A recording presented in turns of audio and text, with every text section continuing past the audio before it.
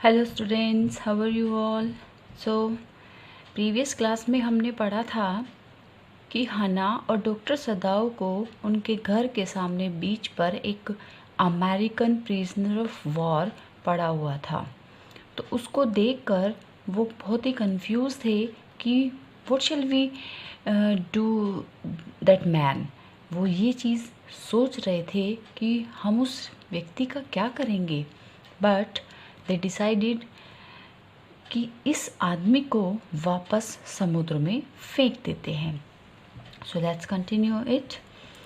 If we sheltered a white man in our house, we should be arrested, and if we turned him over as a prisoner, he would certainly die, Sadao said.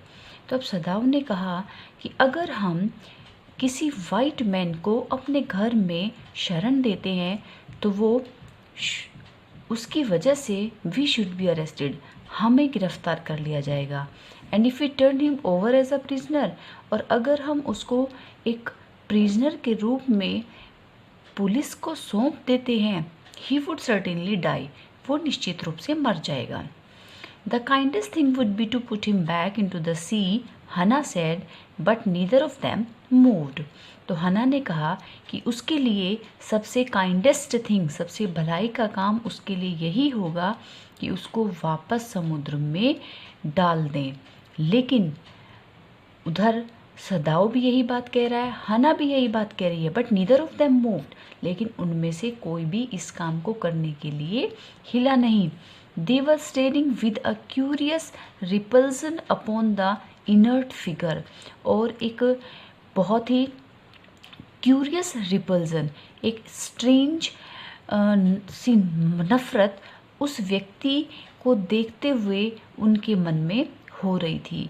जो वो व्यक्ति था, inert figure था, जो एक वो motionless व्यक्ति था, उसके प्रति उनके मन में एक अजीब सी नफरत वो घूम रही थी। व्हाट इज़ ही, हना whispered.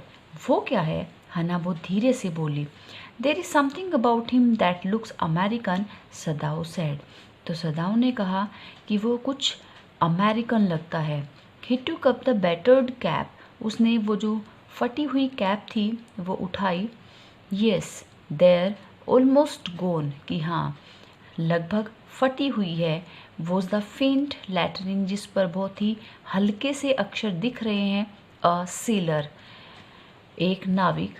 He said from an American worship, कि ये एक अमेरिकन वॉरशिप का सेलर है। एक अमेरिका का जो युद्ध पोत होता है, जो युद्ध वाले जो शिप होते हैं, उस शिप का एक नाविक है। ही स्पेल्ड इट आउट, उसने उन अक्षरों को पढ़ा। US navy, the man was a prisoner of war, उस पर यूएस नेवी लिखा हुआ था, वो व्यक्ति युद्ध का कैदी था। ही हैज़ एस्केप्ड, हना सेड सॉफ्टली, तो बहुत ही धीमी आवाज़ में हना बोली कि वो जरूर बचकर भागा होगा। And that's why he is bounded, और यही रीज़न है कि वो घायल है। In the back, Sadao agreed, तो सदाओ उसकी बात से सहमत होते हुए बोला कि हाँ उसकी पीठ में गोली लगी है। They hesitated looking at each other, वो एक दूसरे को देख रहे थे और बहुत ही हिचकिचा रहे थे। देन हना सेड विद रेजोल्यूशन, फिर हना एक बहुत ही डिटर्मिनेशन के साथ, रेजोल्यूशन मीन्स डिटर्मिनेशन के साथ बोली, कम आओ, are we able to put him back into the sea, कि सोचो, चलो उठो, हम इसको वापस समुद्र में डाल देते हैं। If I am able are you, Sadao asked, अब सदाओ ने उससे पूछा कि अगर मैं ऐसा कर दूंगा तो क्या तुम कर सकोगी। नो, हना said, but if you can do it alone, कि क्या तुम अकेले नहीं कर सकते। सदाओ हेजिटेटेड अगेन, सदाओ फिर से हेजिटेट हुआ। The strange thing is, he said, that if the man were whole, I could turn him over to the police without difficulty. तो अब सदाओ ने कहा कि अगर ये आदमी होल, पूरा होता, इट मीन्स कि इसको गोली ना लगी होती, ये वाउंडेड ना होता, I could turn him over to the police, तो मैं बिना किसी डिफ़िकल्टी के इसको पुलिस को सौंप देता। आई केयर नथिंग फॉर हिम, मुझे उसकी बिल्कुल भी परवाह नहीं है। ही इज़ माई एनिमी, वो मेरा शत्रु है। All Americans are my enemy, सारे अमेरिकन्स मेरे शत्रु हैं। And he is only a common fellow, और वो एक साधारण व्यक्ति है। You see how foolish his face is, but since he is wounded, you see how foolish his face is, कि देखो वो उसका फेस जो है कितना फुलिश लग रहा है, बट लेकिन वो घायल है। You also can not throw him back to the sea, Hana said. You also can not throw him back to the sea, कि हना ने कहा कि तुम उसको वापस समुद्र में नहीं फेंक सकते। Then there is only one thing to do, फिर एक ही काम बचता है। We must carry him into the house, कि हमें उसे अपने घर ले जाना होगा। But the servants, Sadao inquired, अब सदाओ ने पूछा लेकिन सर्वेंट्स का क्या होगा। We must simply tell them that we intend to give him to the police, as indeed we must. Sadao, we must think of the children and your position. It would endanger all of us if we did not give this man over as a prisoner of war. अब Sadao ने कहा हना ने कहा Sadao से कि Sadao, we must simply tell them, हम servants को सिंपली बता देंगे that we intended to give him to the police, कि हमारी जो इंटेंशन है, हमारा जो इरादा है वो उस व्यक्ति को पुलिस को देने का है। एज इंडीड वी मस्ट, और ऐसा हम सचमुच में करने वाले भी हैं, हमें करना भी चाहिए। We must think of the children, हमें बच्चों के बारे में सोचना होगा। एंड योर पोजीशन, और तुम्हारी जो समाज में पोजीशन है उसके बारे में भी।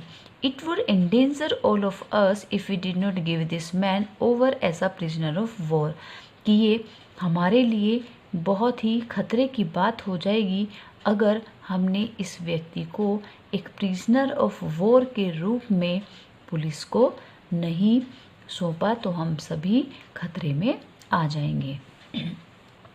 सर्टेनली सदाओ एग्रीड, तो उसकी बात से सदाओ सहमत होकर बोला कि निश्चित रूप से।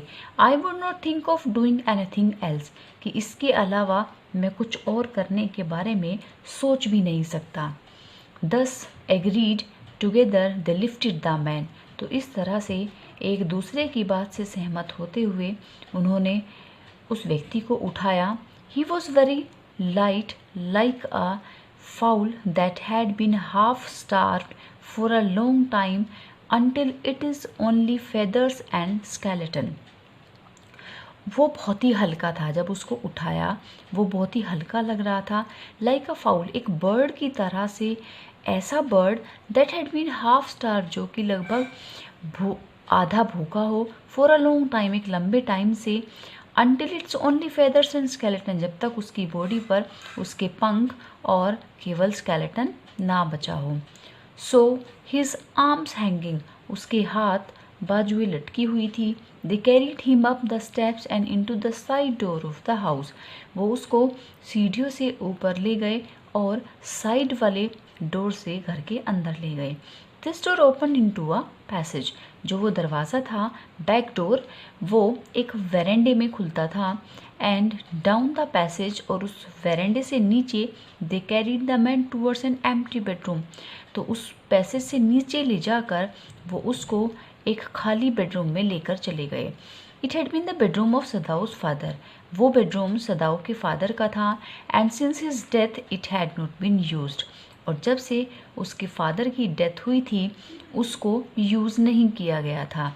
दे laid the man on the deeply matted floor, उन्होंने उस व्यक्ति को एक बहुत ही मोटा मैट फ्लोर पर बिछा हुआ था, फर्श पर, कारपेट टाइप, उस पर उसको लिटा दिया। Everything here had been Japanese to please the old man, अब क्योंकि वो उसके ओल्ड मैन जो उसका फादर थे, उसके फादर का रूम था, तो वहाँ पर सब कुछ जापानीज था। Who would never in his own home sit on a chair और sleep in a foreign bed, जो कि कभी भी एक फॉरेन बेड या चेयर पर ना बैठे थे, ना कभी एक फॉरेन बेड पर सोए थे।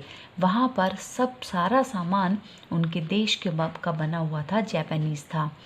हना went to the wall cupboards and slid back a door and took out a soft quilt. हना एक दीवार में बनी हुई कबर्ड्स थी, तो वहाँ पर वो गई, उसने दरवाज़ा स्लाइड बैक किया और उसमें से एक बहुत ही सॉफ्ट उसने रजाई निकाली। शी हेजिटेटेड, लेकिन वो हिचकिचाई।